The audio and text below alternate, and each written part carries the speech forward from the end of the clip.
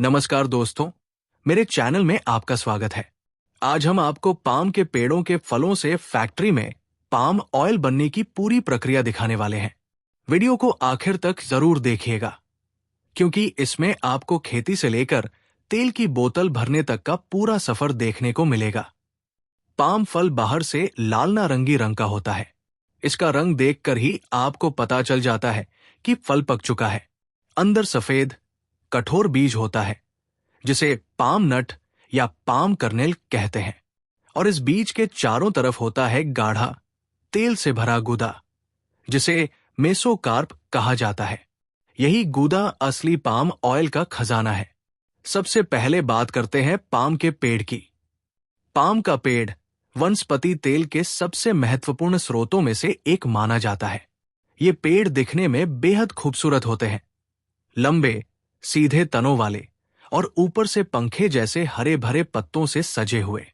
ये पेड़ सालाना लगभग 16 से 20 किलो फल पैदा करते हैं, और ये सिलसिला 25 से 30 साल तक लगातार चलता रहता है। यानी एक बार पाम का पेड़ तैयार हो जाए तो कई साल तक ये आपको तेल देता रहेगा। पाम का पेड़ उष्णकटिबंधीय यानी ट्रॉपिकल इलाकों में पाया जाता है। इन्हें गर्मी और नमी दोनों की जरूरत होती है, इसलिए अफ्रीका, इंडोनेशिया, मलेशिया और भारत के कुछ हिस्से पाम की खेती के लिए आदर्श जगह माने जाते हैं। पाम फल तोड़ने के लिए हार्वेस्टर लंबे डंडों का इस्तेमाल करते हैं, ताकि ऊंचे पेड़ों से भी फल आसानी से उतार सकें। पेड़ों से फल काटने के बाद इन्हें ट्रैक्टर में इकट्ठा किया जाता है। फल इकट्ठा करने में कई बार फावड़ों का भी इस्तेमाल होता है। कुछ जगह खेत में फलों को इकट्ठा करने के लिए मशीनों की मदद ली जाती है। जैसे इस मामले में खुदाई मशीन यानी एक्सकावेटर का इस्तेमाल ट्रक में फल भरने के लिए किया जाता है। जहां भारी मशीनें इस्तेमाल नहीं हो सकती, वहां पाम फल पारंपरिक तरीके से इकट्ठा किए जाते हैं। यह तरीका भले पुराना हो, लेकिन इससे कम समय और कम मजदूरों में काम पूरा हो जाता है। दूर दराज के इलाकों से भी फल ट्रक या बैलगाड़ी से लाकर इकट्ठा किए जाते हैं। अब इन पाम फलों को धूल मिट्टी से साफ किया जाता है और फैक्ट्री ले जाया जाता है। यहीं से तेल निकालने की असली प्रक्रिया शुरू होती है। ट्रक द्वारा फल फैक्ट्री में पहुंचाए जाते हैं। आमतौर पर पाम फल बाजार में बेचने के लिए नहीं जाते। इन्हें सीधे खेत से फैक्ट्री लाया जाता है, क्योंकि तेल बनाने का काम यहीं पर होता है। फैक्ट्री में सबसे पहले डंप ट्रक से फल उतारकर एक जगह इकट्ठा किया जाता है। इसके बाद फ्रंट लोडर मशीन की मदद से पाम फल कन्वेयर बेल्ट पर डाले जाते हैं। कन्वेयर से फल स्टरलाइजेशन चेंबर तक पहुंचते हैं। स्टरलाइजेशन यानी उबालने की प्रक्रिया में फलों को भाप से पकाया जाता है।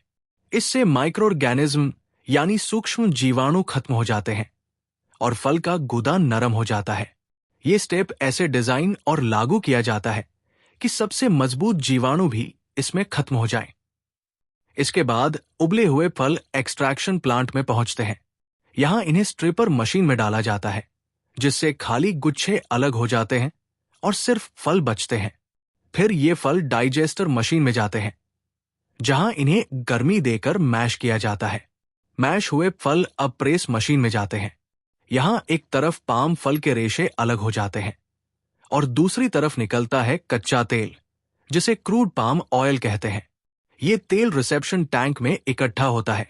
क्रूड पाम ऑयल अभी पूरी तरह साफ नहीं होता, इसलिए इसे क्लैरिफायर मशीन में डाला जाता है। ये मशीन तेल से बाकी बची गंदगी और नमी को हटाती है। फिर तेल प्यूरिफायर मशीन से गुजरता है, जहां ये पूरी तरह साफ होकर शुद्ध पाम ऑयल में बदल जाता है। इसके बाद इस शुद्ध पाम ऑयल को बड़ी बड़ी टंकियों में स्टोर किया जाता है या सीधे बोतलों में भरकर बिक्री के लिए तैयार किया जाता है। उधर बचे हुए अवशेष यानी मड को स्लज टैंक में भेजा जाता है। फिर डिकैंटर मशीन में इन्हें प्रोसेस कर पैक किया जाता है, जिससे ये एनिमल फीड या खाद के रूप में बिक सके। दोस्तों, पाम ऑयल की खासियत यह है कि ये सिर्फ खाने में ही नहीं, बल्कि साबुन, ब्यूटी प्रोडक्ट्स और कई पैकेज फूड में भी इस्तेमाल होता है। दुनिया में पाम ऑयल का उत्पादन करीब 300 अरब पाउंड तक पहुंच चुका है और इसकी मांग लगातार बढ़ रही है। तो ये था पाम फल से पाम ऑयल बनने का पूरा सफर, खेत से लेकर फैक्ट्री और फिर हमारी रसोई तक। उम्मीद है आपको ये जानकारी पसंद आई होगी।